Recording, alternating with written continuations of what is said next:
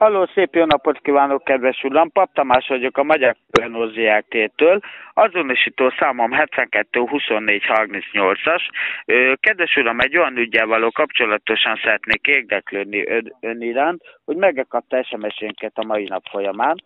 Nem kaptam SMS-t ma még egyáltalán senkitől. Én nem kapta meg. Ez a hisztelen képviselő, ez az öné? Igen. Jó, felhívom figyelmét, hogy beszélgetésünk agrogüzítésre kerül, kedves uram, ezzel tisztában van. Igen. Hogy szólíthatom? Robi. Kedves Robert, 2 darab SMS fog kapni, hamarosan újra elküldöm az SMS-t önnek erre a hívószámra. Egy örömhírben szolgálok ön felé, kedves Robert. Elmondanám akkor telefonálásom célját, amíg SMS-ünk nem ér oda.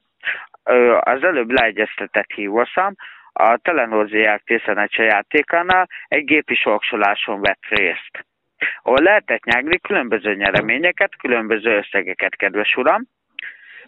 Előre tudatom önne, 4. nyertesünként sorsolta ki, kedves Robert, az önhívószámát a számítógépünk. Halló. Igen, itt vagyok. 4. nyertesünként sorsolta ki az a hívószámát a számítógépünk, ahol lehetett nyerni különböző nyereményeket, és kedves ügyfelünkkel különböző ajándékkal kedveskedtünk. Mindjárt mondanám is, betölt számítógépünk, fél perc türelmét kérném, kedves uram, hogy ön mint nyert ezzel a hívószámmal, és hogy miket lehetett nyerni. Jó, kedves Robert? Igen. Köszönöm szépen. Meg is érkezett.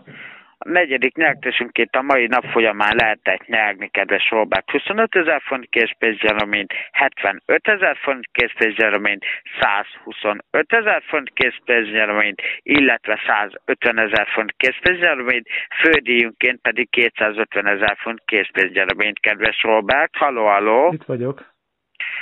Van egy rossz és egy jó hírem az ön számára, kedves Robert. Melyikkel kezdjem? Mondja meg ön. Melyik önnek jobb?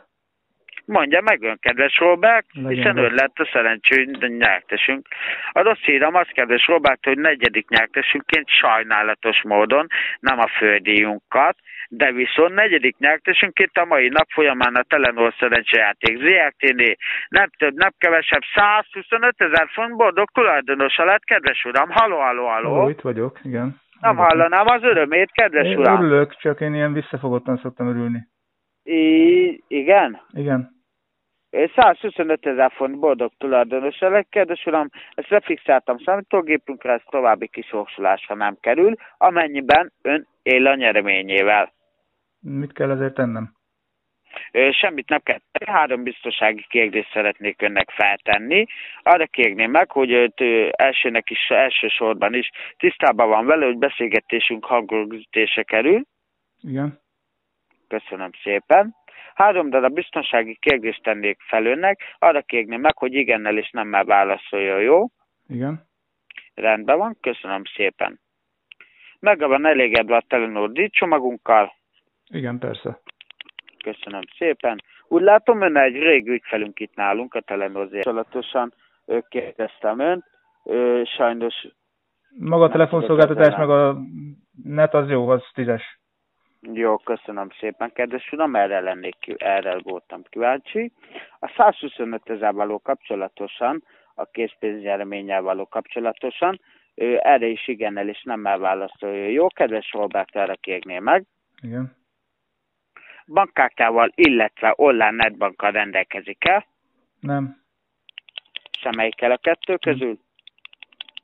Semmilyen segítséget nem tud kérni, amire át tudjuk ezt emelni, ezt a 125 000 font készpénznyereményt? Nem, csak postán esetleg. Jó, nézem a további opciónkat. Van egy olyan opciónk, hogy postai úton tudja a Telenor Zrt. Holnapi nap déli és 11 óra között házhoz vinni ezt a készpénznyereményt, de ezért regisztrálni kell önmagát. Ezt a regisztrációs kódot egy legközelebbi feltöltőállomáson tudja elvégezni, kedves uram. És ha én ezzel a hangfelvételemmel, azt elfelejtettem mondani, én is felveszem, bemegyek a rendőrségre, akkor... Semmi probléma nincsen vele, kedves Robert. Ez eléggé büdös így már, szóval ne haragudjon. Hogy? Hát itt már regisztrál, meg stb. Most, hát regisztrál vagyok a Telenornál, akkor most nem értem, hogy kell még regisztrálnom. Így van, kedves uram, de a Szerencsejáték ZRT-től hívom ön. De a Telenor Szerencsejáték ZRT nincs, uram. Azzal kezdte, hogy Telenor Szerencsejáték, ilyen nincs. Kedves uram, itt dolgozok évek óta. Igen, azért magántelefonszámot ír ki. A Telenor mindig jelzi a hívószámot, nem magántelefonszámot ír ki. Kedves uram, én nem szeretnék vitába szállni önnel, nem is fogok, hiszen én itt egy szolgáltató vagyok, igen. Nekem alkalmazások vannak, ami elő van írva, én azt jó, akkor mondja, hogy mit kell tennem, aztán majd meglátjuk, hogy jó?